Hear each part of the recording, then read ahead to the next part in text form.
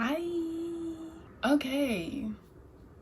Welcome to my mind. Alright. Today, we're going to be talking about a lot of deep topics. So the first thing I want to do is give a disclaimer that, well, more like a trigger warning. Definitely trigger warning. Big trigger pew, pew, warning. Okay. Some of the topics in today's discussion are going to include God, religion, the devil, suicide, suicidal thoughts, death, sadness, happiness, reality, hell, demons, childhood trauma, speaking up for yourself, finding your voice, insecurities, mental health, social media, and staying positive, staying alive more so. All right, enough of the cheat chat. Let's jump right in. I was thinking today I'd do something a bit different, you know. Okay, if you see my lips and there's like, it looked like a vampire bit me on my lips, it's because I bit myself. Okay, I'm a vampire. Okay, actually I'm a hybrid, but that's a conversation for another day. Okay, for some reason I love recording in the mirror rather than recording on the phone, like being able to like communicate with the mirror, and just because it feels like I'm talking to myself, and that's my most comforting. I'm going to use face paint for my foundation. Athena face paint. Okay, the very first question is, do you believe in God?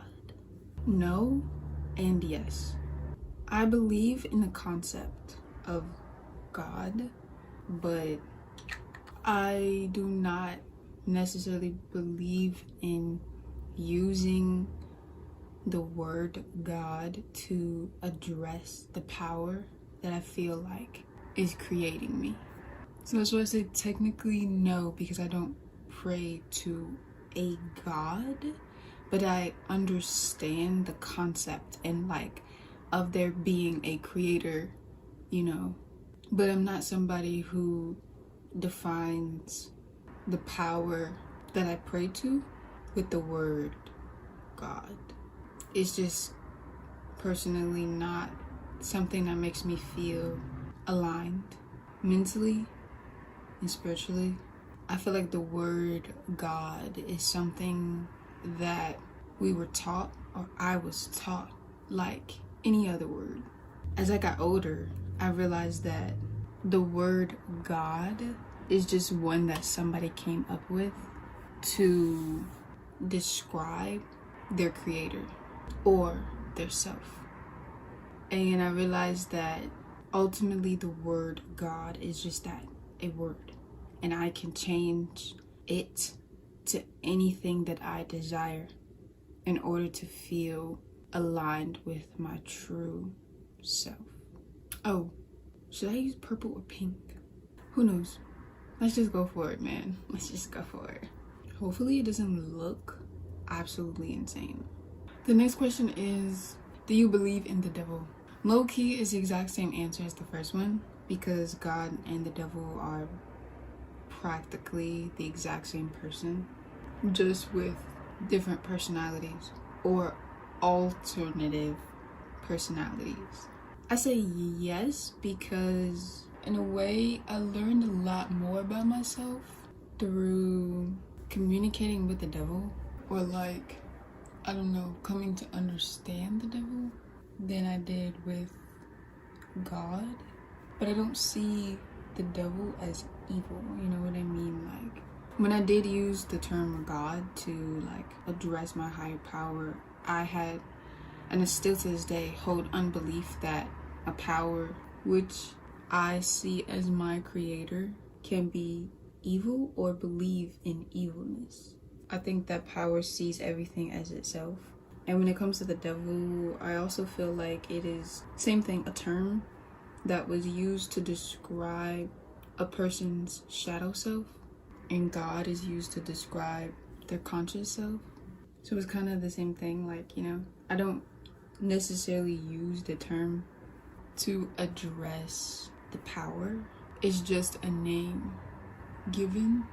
This might go completely different than I anticipate, but you know, I'm still gonna go with it, man. All else fails, just keep painting. The next question says, who do you pray to? I pray to the mother of all things, also known as Mother Nature, the earth. I believe the earth is God, and I also believe that the earth is the devil. Or, if I'm being honest, I believe that humans create the illusion of a devil, you know, through negative intention. Part of me, I don't really believe that evil is real.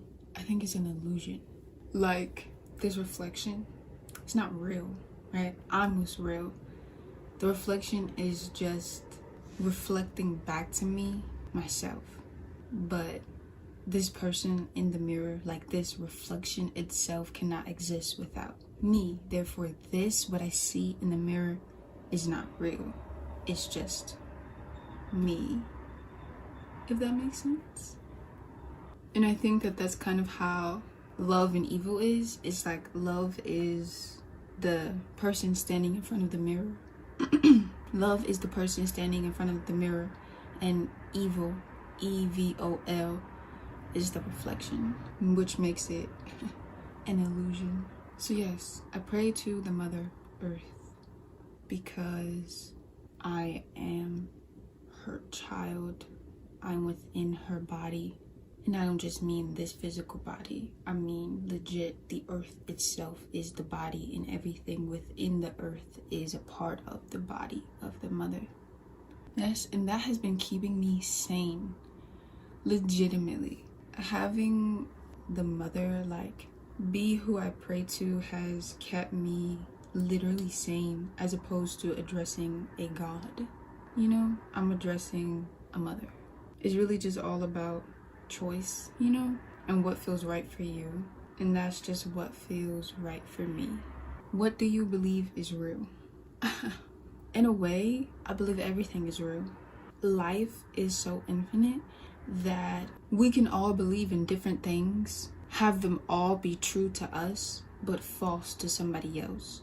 Meaning, everything in life can contradict itself, yet all be true at once. Because what you genuinely believe in is real will always be real to you. And what somebody else believes is real, even if it is contradictory to what you believe in, can still be 100% true to them as well.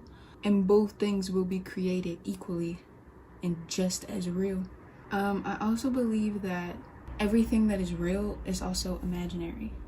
So while I believe that everything is real in some way, I also believe that everything is imagined in some way. Why am I liking this? I'm very confused. I'm kind of like questioning myself a lot right here. Like, this is really making me question everything that I know. How do you feel about religion? I think all religion is imaginary. Even my own. Like, it's something that you have to legit create in your mind. If you believe in something, it's something that you have to imagine is real, you know? Something that you have to genuinely use your mind to create. I don't believe that there is any one religion, you know, that is superior to the others. Like I said, I don't even believe that religion is real. I don't necessarily believe in religion, but, you know, when you believe in something, it technically becomes your religion. And even if you believe in nothing, that is also your religion.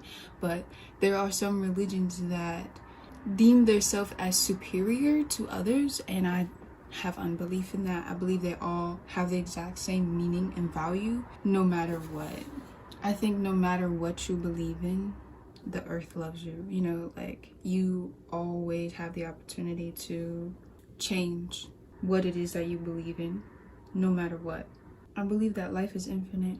Setting powder is probably one of the most messiest products out of all makeup. I don't care. How would you describe your own religion if you created one? Well, technically, I would name it Earthism.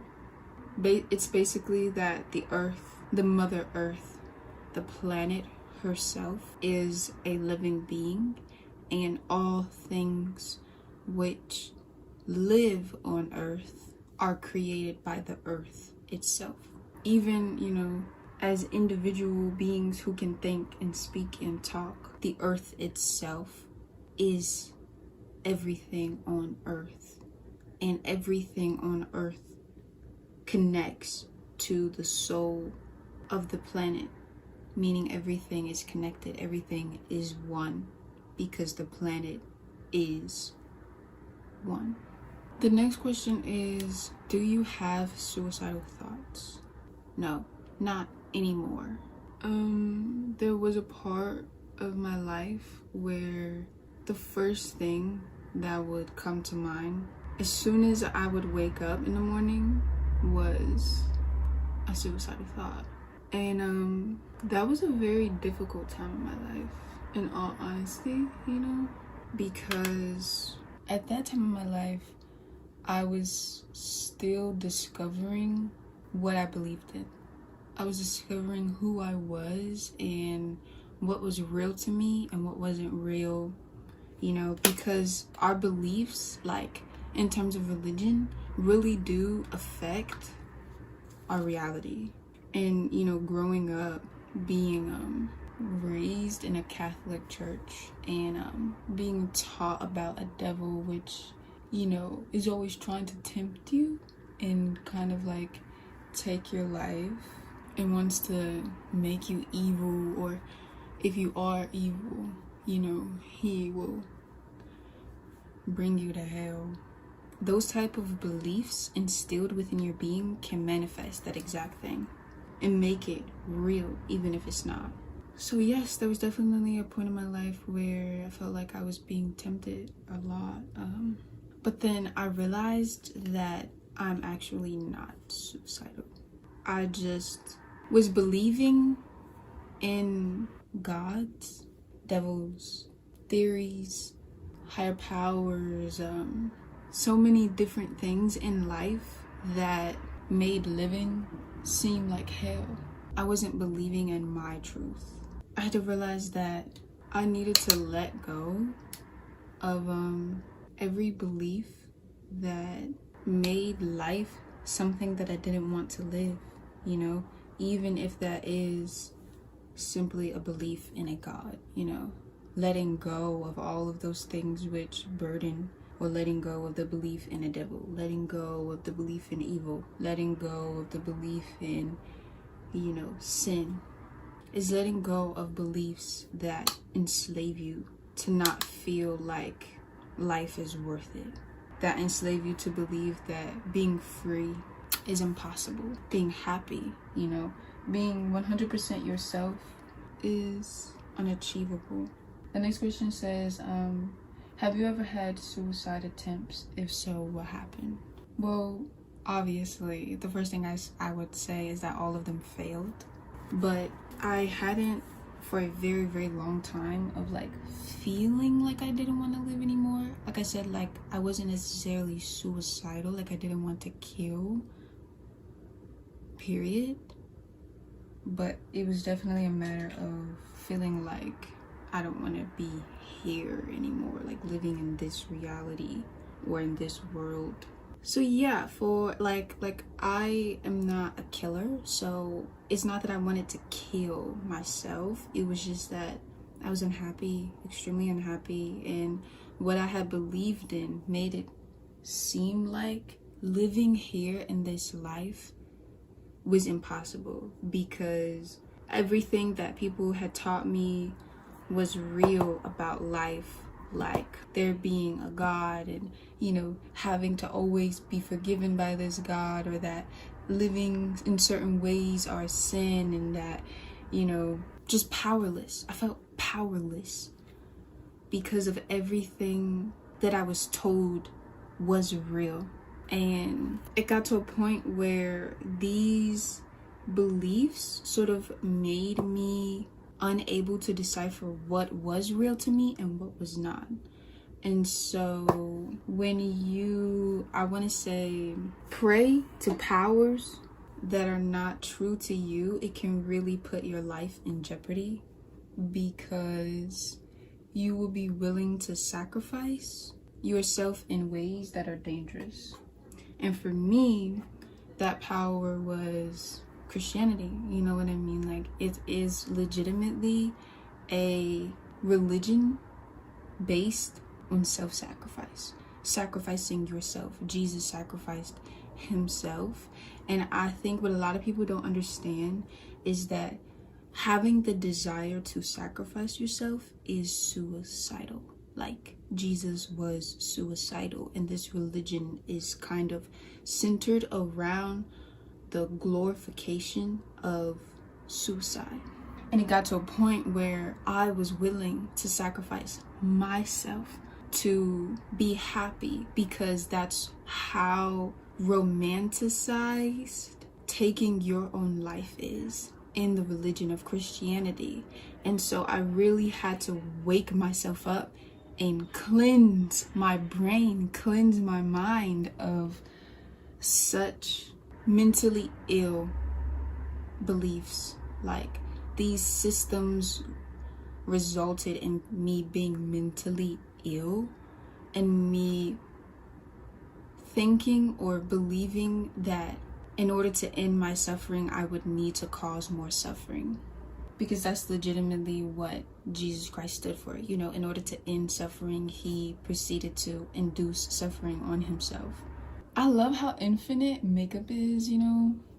I just love playing with colors, and I love playing with masks and ideas and creativity and creation, you know, unique things.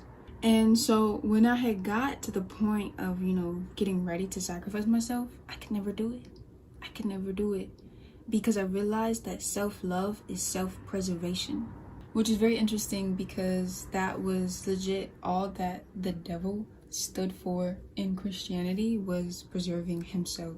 Whereas Jesus, being the opposed force, was about self-sacrifice and sort of killing yourself in order to be happy, whereas the devil felt that preserving the self was to be happy. I mean, obviously, like, the devil is also, you know, typically deemed as evil in the Christian religion, like malicious. But taking a step back from Christianity, and even having it all the way drive me to trying to sacrifice myself or follow in the footsteps of Christ, it made me realize that if I don't find myself, if I don't find my truth, if I don't find my own religion that I was really supposed to believe in, like before I was born into this world and somebody conditioned me and said, this is real, this is not real, this is what's gonna happen to you if you do this and this and you know, when I was born and I was taught all of these things about myself and my reality, I realized that I needed to completely strip my mind of all that I believe is real and all that I was taught. Yes, everything that I was taught, I had to unlearn so that my mind could be a clear slate, and everything that is true to my soul can reveal itself to me again. And I found that in the earth. The next question says, how did you get yourself to where you are now? Meditation. If you are suicidal, meditation is going to be your best friend. I had to realize that the suicidal thoughts were not trying to harm me. It also kind of came down to getting to know the suicidal thoughts and like why they were there, who were sending them ultimately, like where were they coming from. And at the time, you know, everyone said that they were coming from the devil. It's a demonic thing, it's the devil whenever you get suicidal thoughts or whatever the heck. So I took it upon myself to get to know the devil. Like I said, although now I have unbelief in the devil, I just know any power to be something within and the devil to be sort of an imaginary concept. But at the time, you know, I had to get to know this devil because I wanted to understand why these thoughts were telling me to do such, you know, malicious things to myself. And the more I got to know the devil, the more I realized that the devil was just the part of me that lacked mental strength and ultimately was incapable of 100% being able to take care of myself mentally. And so having all of these thoughts, I started to realize were just a way for my mental strength to increase.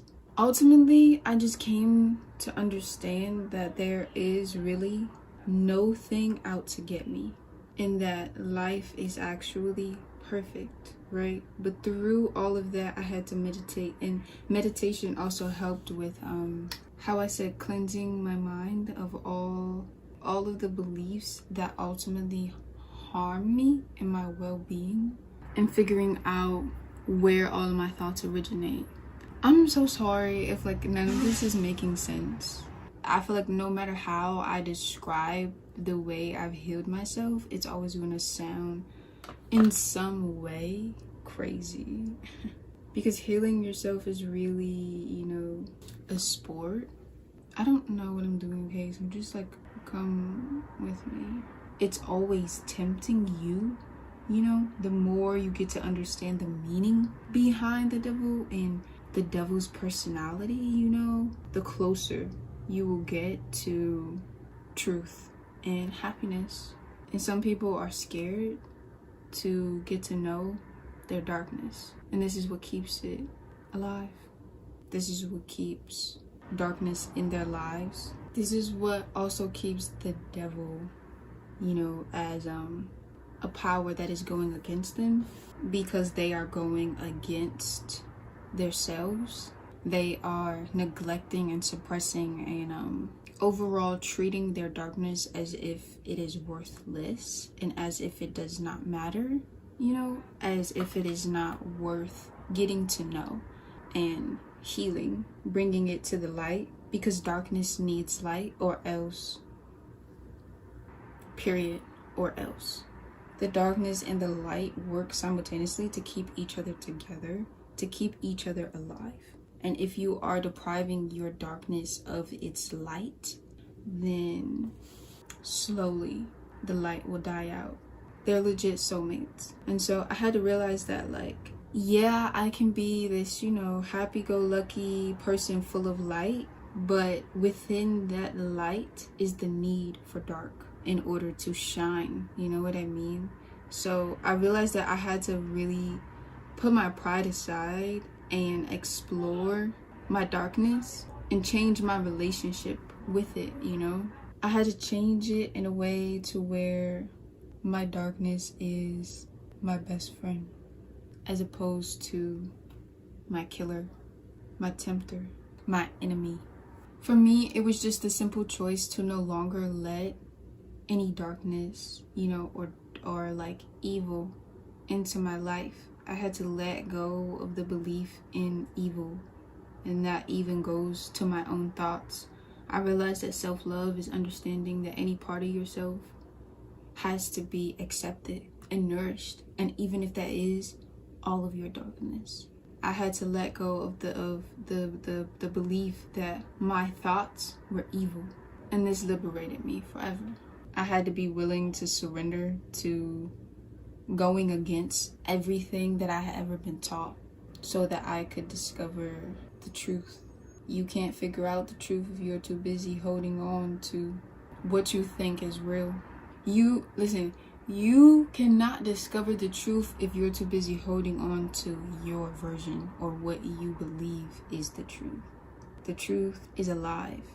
And just as much as we can express ourselves, the truth can express itself as well. And just like how we don't want people to tell us who we are, we can't tell the truth who it is either. So ultimately, I had to let go of my idea of wrong and right. The next question is, What do you believe happens when we die? I believe that when we die, we go back to living a limitless existence. Meaning, I believe that when we die, all of our humanity is gone. And we go back to being everything. Because in this life right now, we are something, a human, an individual, we are not necessarily, connected, but we are in reality. And I think once we die in this human form, we regain our power to be everything again. I just think that no matter if what you believe happens after, once you die is real or not, it's all about what you believe in, and I believe that here our existence is limited because we're human, or so it looks like we're human. Ooh, How do you deal with sadness? Recently, every time that I get sad, it's kind of like taken away from me. I don't really know how to describe, but it's because I'm so connected to the earth, whenever I feel sadness, it's replaced with faith. Faith in my highest good, faith in my highest self, faith in the fact that life is perfection, faith in the fact that, I don't know, it's kind of not even really something that I do consciously. It's kind of subconscious. I think it's because my belief system, I believe in wholeness and purity within all things. And whenever I have a thought that goes against that, it's kind of destroyed immediately. And my faith, what I believe in, is what can either harm me or help me. But in my case, it helps me because I believe in happiness. But say if I was somebody who believed in suffering, it would do nothing but increase my sadness. Because suffering is what I believe is real. But I believe suffering is an illusion and that we were never intended to suffer. What does it mean to be happy? To me, happiness means unconditional self-love. To be happy is to love yourself unconditionally and without limit, it is the act of not depriving yourself love in any way. And it is also the act of restoring love within yourself whenever you need it, in any way. I think happiness is just self-care. That's it. I don't really think it's deeper than that. I think it's just simply taking care of yourself, whether that's mentally, emotionally, spiritually, physically. It doesn't matter. It is truly giving yourself true love. What are your favorite ways to love yourself?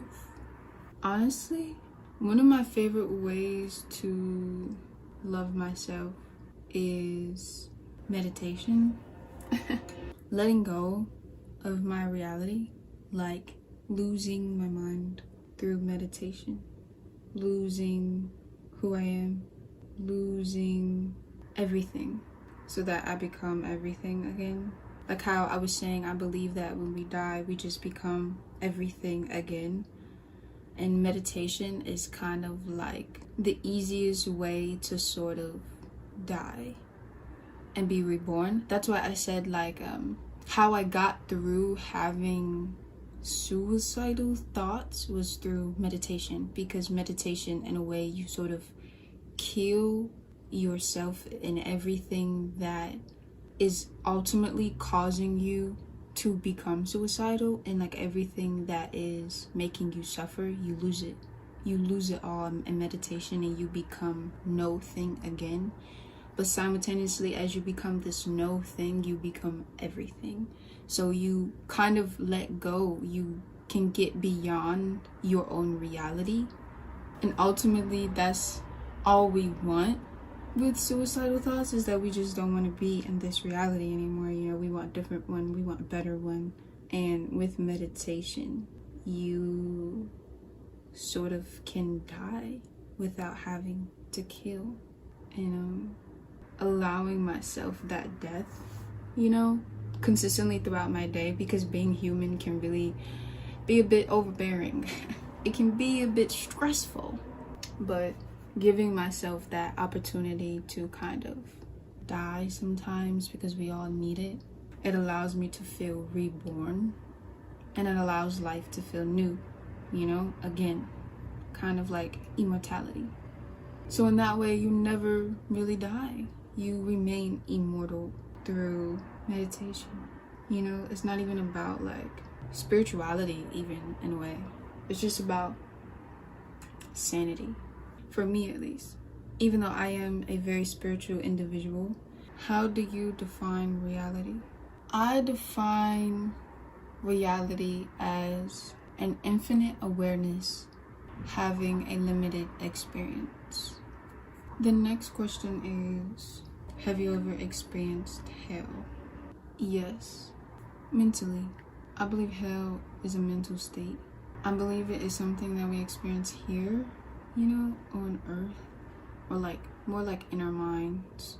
And this hell exists as toxic relationships sometimes, self-destructive habits, addiction, even if not to, you know, drugs, addicted to, you know, emotions or self-destructive habits, addiction to destroying yourself. I think that is hell. Do you believe in inner demons? I believe that inner demons are simply the parts of ourselves that we neglect and refuse to love. So instead, those parts of ourselves choose to act out in our reality, and they can really destroy our lives. Because these demons are us. Your inner demons are you in demonic form, you know? And when I say demonic, I just mean anything that is emotionless and has intentions to harm. That could be a person, that can be a thought, it can be legitimately anything that feels absolutely no emotion but has intentions to destroy. That is a demon. And I think inner demons are more like something that we manifest in our lives, you know? I don't really think people can just sit around with like demons in them, but I think it is something that we can become demonic, emotionless, and have intentions to harm if we do not heal ourselves internally and thoroughly. You know, it has to be a self thing. You can't really, no one else can heal you. No one else. It's just not, you know, anybody else's responsibility, no matter what. There's only so much our higher self can do without us caring enough to help ourselves. And when you don't want to help yourself, you know, and I don't even necessarily believe that you need, you know, therapy or you need anyone at all to heal you. I think it genuinely is something that we can do internally. But I'm not saying that you shouldn't get therapy if you feel like you need it. You know, everyone heals differently. I'm just saying I genuinely believe that we all have the capacity and the ability to heal ourselves 100%. Mentally, spiritually, emotionally, even physically, you know. I have unbelief that we are powerless. And I think we always have the opportunity to address the demon within us, you know, that part of us that can feel nothing and also be destructive at the same time. Care enough about ourselves to give that version of us love, because that's really all it wants. And I've learned that I don't like, you know, having that inner demon. It doesn't feel good, you know, and I don't like being that demon, you know, because I've been that demon before, feeling absolutely no thing. Oh, that's dangerous, man. Feeling no thing, but continuously doing things that destroy myself and those around me, but feeling nothing, no emotion, emotionless intent to harm, that is a demon. And when I kind of started meditating and like really getting to know myself, I realized that self-love is the only way to let that demon loose, like to release the part of me that is so damaged that it would destroy, and then feel absolutely nothing about it. You know, I realized that I like creating, and destroying, being destructive, and being a creator are two completely different things, man. And I realized that I liked being a creator. I had to let go of all of my habits and address all of the parts of myself that were not being a creator, because that's ultimately all it is. You know, healing is just learning all of the things that you don't like, all of the things that destroy you, learning about them, and then replacing them with things that heal you, that make you immortal. The next question is, do you struggle with childhood trauma? I used to. I mean, obviously, you know, in some way, we're always healing and helping our inner child. We never really truly grow up. We're always in some way parenting ourselves. In that way, we are always a child. And so, I don't necessarily struggle with it anymore, because I've identified it, and I've identified the habits and thoughts and behavioral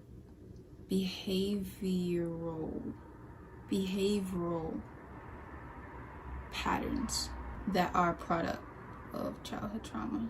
What are some ways you have effectively healed yourself from childhood trauma? Addressing it, you know, accepting it. I realized that like a lot of healing from childhood trauma is accepting that you were traumatized. But sometimes that can be hard, depending on your like family life and like your culture and the way you were raised. Sometimes we are taught to view traumatic experiences as a joke, or we are taught to suppress them, or just in general we're taught that it's not traumatizing.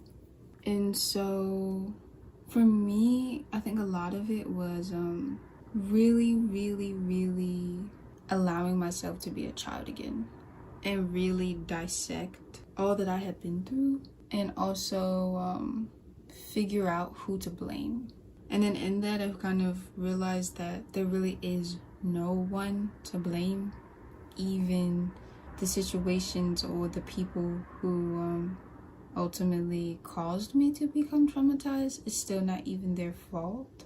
But, you know, it's also, I don't know, I think it's just really a matter of love. You just have to really accept that everyone needs love. And this is not dismissing any behavior of like people who are out here traumatizing children. It's just that, you know, at some point, in order to genuinely heal, you have to be able to forgive.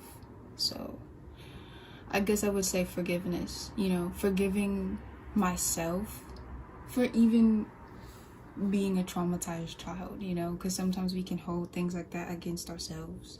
So it was like forgiving myself, forgiving everyone involved, and even forgiving my creator, you know, forgiveness and boundaries, you know, learning boundaries, learning about the people in your life that trigger you and why they trigger you, knowing what people to have in your life and which ones not to, you know, because sometimes we can attract people in our life because of our childhood trauma, and once we heal from that, they can in some way limit our growth, because the only reason they were originally attracted to us was because we were traumatized and broken. And sometimes that's all people are meant to do, which is show us who we are in that state, you know, and, you know, help us, I guess, by being themselves. And sometimes, you know, it's not even love lost or whatever. It's just sometimes things are temporary. I don't really know what happened, or how I even got here. The next one is, how do you find your voice? Or how did you find your voice? Well, for a long time, I didn't have one at all. Like at all. Like as a child, I was always quiet. And no one really knew anything about me, like at all. But that's also because I was a traumatized child. And there were a lot of things that I didn't want anyone to know. And I didn't even want to, I feel like, accept within myself.